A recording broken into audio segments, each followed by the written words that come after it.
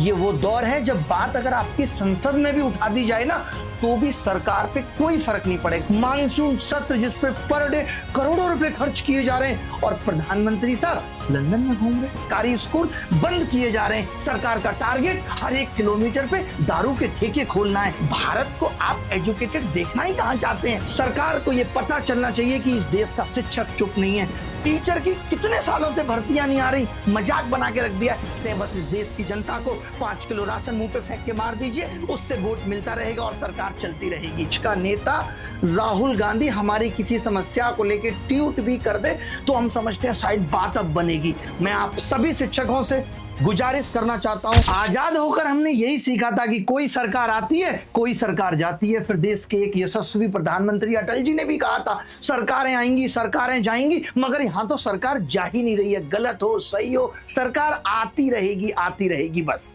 और जब सरकार का आना इस बात पे निर्भर ही नहीं है कि देश की प्रजा किन समस्याओं से पीड़ित है तो सवाल उठाना बनता है। और जो लोग सवाल नहीं उठाते वो पाखंडी हैं। जिनको सवाल उठाना नहीं आता वो मूर्ख हैं और जिनके जहन में सवाल आता ही नहीं वो गुलाम है। याद रखना एक बात, ये दबदबा, ये हुकूमत, ये नशाए कुर्सी, किराएदार हैं सब, घर बदलते रहते हैं। हम शिक्षक हैं, हमने हमेशा बच्चों को सिखाया कि सच बोलो, सवाल करो और हक के लिए खड़े हो जाओ। लेकिन आज हम खुद उस मोड़ पर खड़े हैं जहां हमें अपने देश की सरकार से पूछना पड़ रहा है कि क्या हमारी आवाज अब सुनाई देती भी है। पिछले 10 सालों में हमने सिर्फ ये पाया कि किस तरीके से बेरोजगारी बढ़ रही है और किस तरीके से बेरोजगारी को बढ़ाया जा रहा है। कोई एक एग्जाम ऐसा नहीं है जिसमें पिछले 10 सालों में कोई गड़बड़ियां ना हुई हों, या तो एग्जाम में गड़बड़ियां या फिर रिजल्ट में गड़बड़ियां, चाहे वो एसएससी, चाहे कोई स्टेट एग्जाम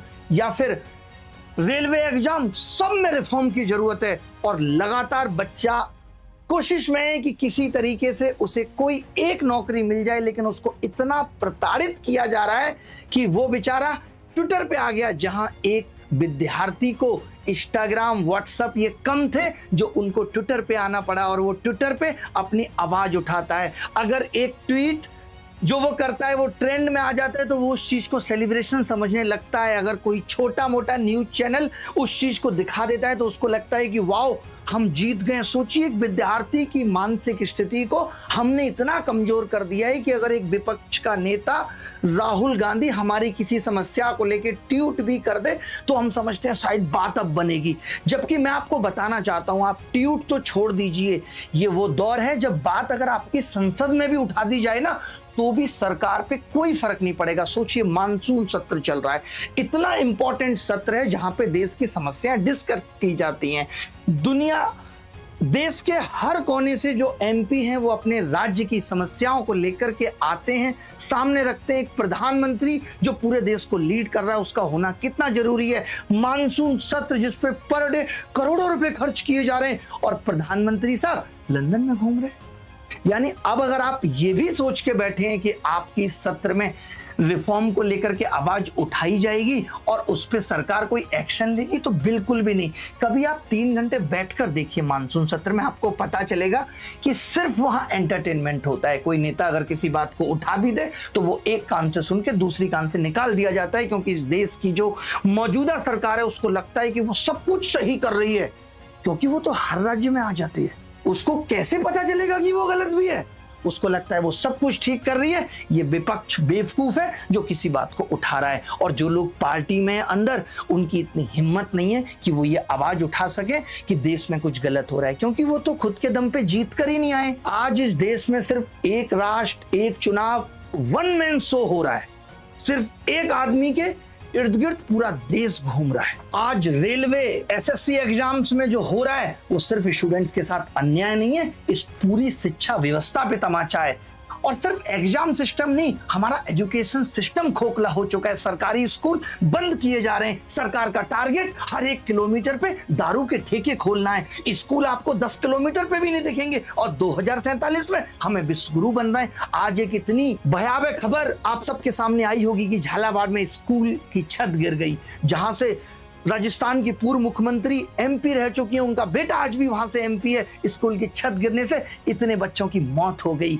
ये डिजिटल इंडिया और ये विकसित भारत की तरफ हम बढ़ रहे हैं, जहां कभी पेपर लीक है, कभी नॉर्मलाइजेशन के नाम पे बच्चों को ठगा जा रहा है, कभी वेंडर की नाकामी उनके भविष्य को कुचल रही है, कभी एग्जाम कैंसिल हो रहे हैं, और हर बार सफर कर रहा है सिर्फ स्टूडेंट। शिक्षक सवाल उठाता है लेकिन सिस्टम की चुप्पी एकदम बराबर बनी हुई है। देखिए अब बहुत हो गया। 31 जुलाई हम देश भर के सभी शिक्षक मिलकर जाएंगे डीओपीटी मिनिस्टर से मिलने, और हमारी गुजारिश रहेगी अगर इन समस्याओं से निजात पाना है तो बड़े कदम तो उठाने पड़ेंगे। और हम ये बिल्कुल भी नहीं चाहते, हम किसी सरकार के खिलाफ नहीं है, हम सरकार की नीतियों के खिलाफ हैं, सरकार की उस घटिया मानसिकता के खिलाफ हैं जिसको एजुकेशन सिस्टम, एग्जाम सिस्टम के खराब होने से कोई फर्क नहीं पड़ता। उसको ये नहीं लगता कि विकसित भारत बनाने के लिए, भारत को विश्वगुरु बनाने के लिए एजुकेशन सिस्टम और एग्जाम सिस्टम कितना जरूरी है, सरकार को अच्छे से चलाने के लिए कितना जरूरी है अच्छे लोगों की भर्तियां। तो हमारा सबसे पहला कदम है इस सिस्टम को बदलने के लिए कि देश भर के सारे शिक्षक जाएं एक साथ और डीओपीटी मिनिस्टर से मिलें और उसको बताएं कि देश में क्या समस्या है। हम कोई किसी पार्टी से बिलोंग नहीं करते, हम किसी पार्टी की आवाज नहीं है, हम उस विद्यार्थी की आवाज हैं जिसके घर पे 2 वक्त के खाने के लिए भी मुश्किलें हैं, जो अपने परिवार के स्तर को बदलने के लिए कहीं जॉब करना चाहता है। क्या कर रहे हैं आप? आपने प्राइवेट जॉब क्रिएट कर दी, जो सरकारी नौकरियां क्रिएट होनी चाहिए आप वो भी सही से नहीं भर पा रहे हैं, उनमें भी इतने सारे पंगे हैं। हम सिर्फ ये चाहते हैं कि ठीक है आज कम लोगों की जरूरत है, लेकिन जो कम लोग भी आपको लेने हैं उसको तो सही तरीके से भरिए। हमें कोई आंदोलन नहीं, कोई ड्रामा नहीं चाहिए, हम बस एक जवाब मांगना चाह रहे हैं डीओपीटी मिनिस्टर से कि क्या वाकई आप इस सिस्टम को ठीक करना चाहते हैं? क्या आपकी इतनी जवाबदेही नहीं है कि आप गलत को स्वीकार कर सके? अभी एसएससी के एग्जाम में इतनी सारी गड़बड़ियां और धांधलेबाजी हुई है, स्टूडेंट्स पे हाथ उठा दिया जा रहा है, उनको एफआईआर की धमकी दी जा रही है, 500 किलोमीटर दूर बुला के आप गुंडागर्दी करना चाहते हैं। किस वेंडर को आपने एग्जाम कराने की परमिशन दे दी?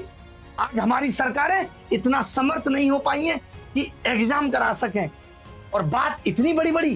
देखिए हम अकेले नहीं जा रहे, हम आपके लिए जा रहे हैं, आपकी उस आवाज, आपके उस दर्द के साथ जा रहे हैं जिसकी मेहनत इस सिस्टम ने बर्बाद कर दी है। अगर आप चाहते हैं कि आवाज और मजबूत हो तो ये वीडियो आप सबको अपने अपने शिक्षकों तक पहुंचाना है, अपने शिक्षक से कहना है कि सबको साथ आना है। सरकार को ये पता चलना चाहिए कि इस देश का शिक्षक चुप नहीं है। जब सब लोगों के मुंह बंद हो जाए तब एक आवाज जो उठती है वो इस देश के शिक्षक की आवाज है। हमें कोई उम्मीद नहीं है किसी मीडिया चैनल से।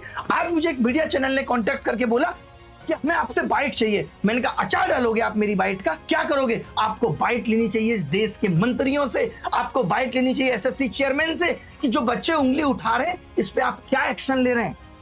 लेकिन किसी की हिम्मत नहीं है कि कोई सरकारी मिनिस्टर, कोई सरकारी अधिकारी से जाके पूछ सके कि इतना गलत हुआ है। उनको भी लगता है कि थोड़ी सी बच्चों की आवाज उठा के अगर हमें थोड़े बहुत व्यूज मिल जा रहे हैं उतना हमारे लिए पर्याप्त है। यहाँ मनसा किसी की भी नहीं है, ना यहाँ मनसा विपक्ष की दिखती है कि कुछ ठीक किया जाए, ना यहाँ मनसा मीडिया चैनल्स की दिखती है कि कुछ ठीक किया जाए। आप बताइए ना, क्या इतने सालों में आपने कुछ देखा कि किसी मीडिया चैनल के जरिए हमें कोई सफलता मिली हो? इतने सालों में आपने देखा क्या हमें किसी विपक्ष के नेता ने इतना सपोर्ट किया हो कि हमारी आवाज सरकार तक सिर्फ पहुंची ना हो, उस पर काम भी हुआ हो? नहीं देखने को मिला होगा। देखिए शिक्षक अगर किताब से तस्वीर बदल सकता है ना, तो सड़क पर उतरकर सिस्टम भी बदल सकता है।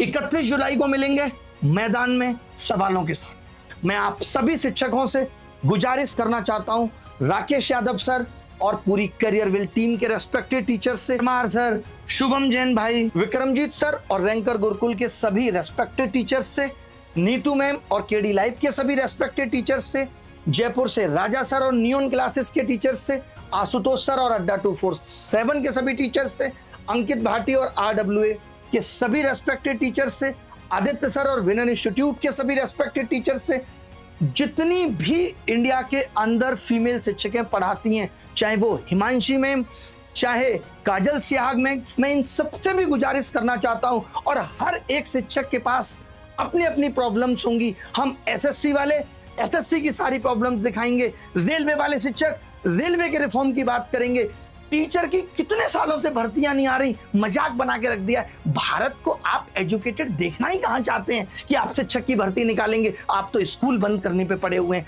आप सोचते हैं बस इस देश की जनता को 5 किलो राशन मुंह पे फेंक के मार दीजिए, उससे वोट मिलता रहेगा और सरकार चलती रहेगी। क्योंकि आप सिर्फ हमें झूठी दिलासा देना चाहते थे। आपने जो 2014 में भी हमें तमाम तरीके के वादे किए, और अभी भी ये वादा झूठा और खोखला लगता है कि आप 2047 में भारत को विकसित बना देंगे, विश्व गुरु बना देंगे। कुछ भी यकीन नहीं है, क्योंकि हम उस रास्ते पे नहीं है। वो रास्ता हमें नहीं दिख रहा है। बिहार के जितने भी टीचर्स हैं, चाहे वो इंजीनियर एस.के. झा, नवीन सर, पटना से रोशन सर, ज्ञान बिंदु एकेडमी से, और सबसे बड़े टीचर देश के जिनको हम सब ने इतना प्यार दिया, खान सर से मैं स्पेशली गुजारिश करना चाहता हूं कि वो एक दिन का वक्त निकाल कर के 31 जुलाई को आए और हम सब के साथ हमारी भी आवाज को और बुलंद करें। अलग पांडे सर, जो कि तमाम कैटेगरियों में पीडब्ल्यू आज पढ़ाता है, उनसे भी ये गुजारिश रहेगी कि वो या उनके जितने भी शिक्षक हैं जो इस आवाज को और बुलंद कर सकते हैं। क्योंकि ये प्रॉब्लम सिर्फ एसएससी की नहीं है, ये प्रॉब्लम सिर्फ रेलवे की नहीं है, ये प्रॉब्लम सिर्फ टीईटी की नहीं है। पूरा एग्जाम सिस्टम, पूरा एजुकेशन सिस्टम फ्लॉप हुआ है। मैं जानता हूं कि आज सबको ये डर भी लगता है कि हम सरकार के खिलाफ चले गए तो सरकार हमारा क्या कर देगी। क्या हमको बच्चों ने इतना प्यार दिया या हमने ये जन्म लिया है? हम तो कुछ भी नहीं लेके आए थे। अगर सरकार बहुत कुछ भी छीन लेगी, अगर हमने यही सोच रखी होती तो आज भगत सिंह और सुखदेव को याद नहीं किया जाता, जिन्होंने देश की आजादी के लिए खुद को कुर्बान कर दिया। क्या हम देश के लिए इतना नहीं कर सकते? क्या हम देश के बच्चों के लिए इतना नहीं कर सकते? फिर हमारे पढ़ाने की कोई सार्थकता भी नहीं है। हमें बंद कर देना चाहिए पढ़ाना। और हम किसका इंतजार कर रहे हैं कि जब स्थितियां और खराब हो जाएंगी, बच्चे आगे बढ़ेंगे? तो अभी पहली जो मुहिम है वो यही है कि हम सब शिक्षक 31 जुलाई को मिल रहे हैं। पहले आपस में मिल रहे हैं, उसके बाद डीओपीटी मिनिस्टर से मिलेंगे। डिस्क्रिप्शन में मैंने एक लिंक इसलिए दिया है ताकि हम जिन शिक्षक का मैं नाम नहीं ले पाया उनसे मैं माफी भी चाहता हूं, क्योंकि इस वीडियो को मैं ज्यादा लंबी नहीं करना चाहता था और सबका नाम लेना संभव भी नहीं था। मैं ये चाहता हूं कुछ ऐसे भी शिक्षक होंगे जो बहुत अच्छा कर रहे हैं, वाकई में दिल से अच्छा करना चाहते हैं, और मैं उन तक नहीं पहुंच पाया, तो उसके लिए हमने डिस्क्रिप्शन में फॉर्म दिया है। सिर्फ वो शिक्षक जिनके नंबर मेरे पास हैं उनसे मैं पर्सनली रिक्वेस्ट करूंगा, गुजारिश करूंगा कि वो पहुंचेंगे। बाकी जिनके नंबर्स मेरे पास नहीं है तो उनके लिए मैंने डिस्क्रिप्शन में जो गूगल फॉर्म दिया है, वो सारे शिक्षक अगर गूगल फॉर्म भर देंगे तो उनको भी लोकेशन कहाँ पे मिलना है, कम्युनिकेशन कैसे होगा, वो सब कर दिया जाएगा। देखिए, अगर हम लोग बहुत मीटिंग्स करेंगे, मैं बच्चों से भी ये कहना चाहता हूँ, शिक्षकों से भी, कि अगर हम बहुत मीटिंग्स करेंगे तो हम कभी किसी एक रास्ते पे नहीं पहुंच पाएंगे। सबके अपने अपने मत होंगे। तो इस बार बिना किसी मीटिंग, बिना किसी प्लानिंग के सिर्फ एक प्लान ऑन है, वो है कि हम सब मिलेंगे डीओपीटी मिनिस्टर से 31 जुलाई को। That's it.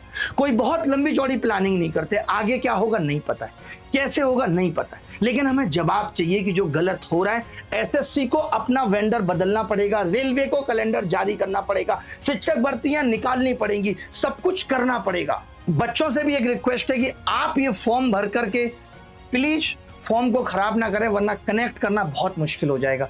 बस आपको अपने शिक्षकों से ये कहना है कि उन सबको पहुंचना है, और उन शिक्षकों से जिनके भी नाम मैंने लिए उन सबसे गुजारिश भी है कि वो अगर वीडियो या अपने टेलीग्राम चैनल के जरिए और भी शिक्षक या जो उनके कनेक्शन में हैं उनको अगर बता सकते हैं, बुला सकते हैं। हो सकता है कि मेरी आवाज सब तक ना पहुंचे, तो ये वीडियो अगर वो भी बनाते हैं और वो आवाज और दूर तक जाती है तो हम देश के मैक्सिमम शिक्षकों को एक साथ रख पाएंगे। शिक्षक हमेशा से, अब जो हम ये कहते थे ना कि मीडिया देश का तीसरा स्तंभ है, अब वो स्तंभ टूट चुका है। अब शिक्षकों को ही इस देश का तीसरा स्तंभ बनना पड़ेगा, क्योंकि उनकी आवाज बहुत दूर तक जाती है। आज इस देश का कोई शिक्षक साधारण नहीं है। अगर वो बोलता है तो 10 लाख लोग सुनते हैं। तो नहीं जरूरत है हमें किसी मीडिया की, नहीं जरूरत है हमें किसी विपक्ष की। हम अकेले इस देश की सरकार से सवाल पूछने की हिम्मत रखें। धन्यवाद, थैंक यू।